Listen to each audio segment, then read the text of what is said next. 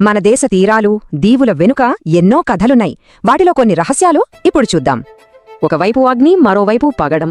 అసలు మన సముద్ర తీరాలు ఎందుకింత విచిత్రంగా ఉన్నాయి? పశ్చిమ తీరం ఇరుగ్గా రాళ్లతో ఉంటుంది. అదే తూర్పు తీరమో నదుల వల్ల చాలా విశాలంగా ఉంటుంది. పశ్చిమాన కోంకణ్, కెనరా, మలబార్. ఈ మూడు తీరాలకు వాటి ప్రత్యేకతలు వాటికున్నాయి. ఇక తూర్పున కోరమండల్, సర్కార్, ఉత్కల్ తీరాలు. ఇక్కడ నదుల వల్లే అంతా సారవంతం.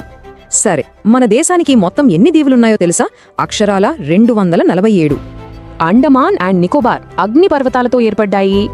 లక్షద్వీపేమో పగడపు దీవులు. చూసారా ఎంత తేడా? అండమాన్ అనగానే గుర్తొచ్చేది కాలాపాని శిక్ష, ఆ సెల్యులర్ జైలు, ఒక చీకటి చరిత్ర. ఈ దీవుల మధ్య కొన్ని కనిపించని లైన్స్ ఉన్నాయి. అవేంటో ఇప్పుడు చూద్దాం. 10 డిగ్రీ ఛానల్. ఇది అండమాన్ను నికోబార్ దీవుల నుండి వేరు చేస్తుంది. సింపుల్. తర్వాత 9 డిగ్రీ ఛానల్. ఇది లక్షద్వీప్లోని మినికాయ్ దీవిని మిగతా వాటి నుంచి వేరు చేస్తుంది. ఇక 8 డిగ్రీ ఛానల్. ఇది మన దేశాన్ని మాల్దీవుల నుండి వేరు చేసే అంతర్జాతీయ సరిహద్దు. రీసెంట్గా 2018లో అండమాన్లోని 3 దీవుల పేర్లను ఇలా మార్చారు. చూడండి.